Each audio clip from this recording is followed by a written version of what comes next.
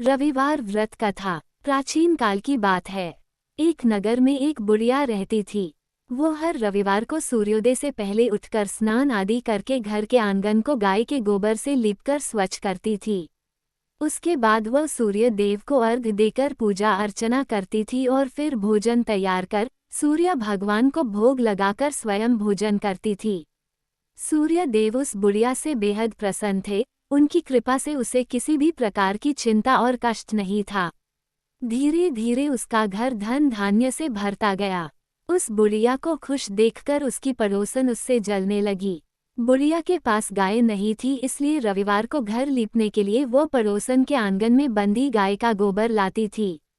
पड़ोसन ने ईर्ष्या में आकर अपनी गाय को घर के भीतर बांध लिया, जिस कारण बुढ़िया को रविवार को गोबर नहीं मिला और बुढ़िया अपना आंगन नहीं लीप सकी।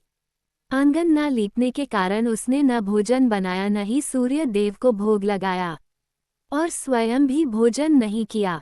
फिर सूर्यास्त के बाद भूखी प्यासी ही सो गई। इस प्रकार उसने निराहार व्रत किया। सूर्यदेव ये सब कुछ देख रहे थे। बुढ़िया की भक्ति से प्रसन्न होकर उसी रात सूर्यदेव ने उसे सपने में दर्शन दिए और इच्छा पूर्ण करने वाली गाय देने का वरदान दिया।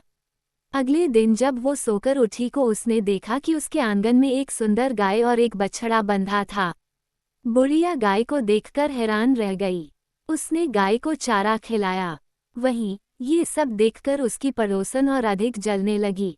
जैसे ही गाय ने सोने का गोबर किया तो पड़ोसन की आंखें फटी की फटी रह गई। फिर उसने तुरंत सोने का गोबर को उठाया और अपने घर ले गई और अपनी गाय का गोबर वहां रखाए। कई दिनों तक बुढ़िया को सोने के गोबर के बारे में कुछ पता ही नहीं चला। ऐसे में बुढ़िया पहले की ही तरह सूर्यदेव का व्रत करती रही और कथा सुनती रही। पड़ोसन की चालाकी देखकर एक दिन सूर्यदेव ने तेज आंधी चला दी, जिससे बुढ़िया ने अपनी गाय को अंदर बांध दिया। अगले दिन जब बुढ़िया उठी तो उसने सोने का गोबर देखा।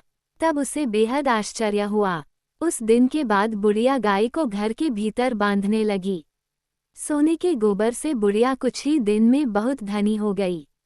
उस बुढ़िया के धनी होने से पड़ोसन बुरी तरह जल भूनकर राख हो गई और उसने अपने पति को समझा बुझाकर उसे नगर के राजा के पास भेज दिया।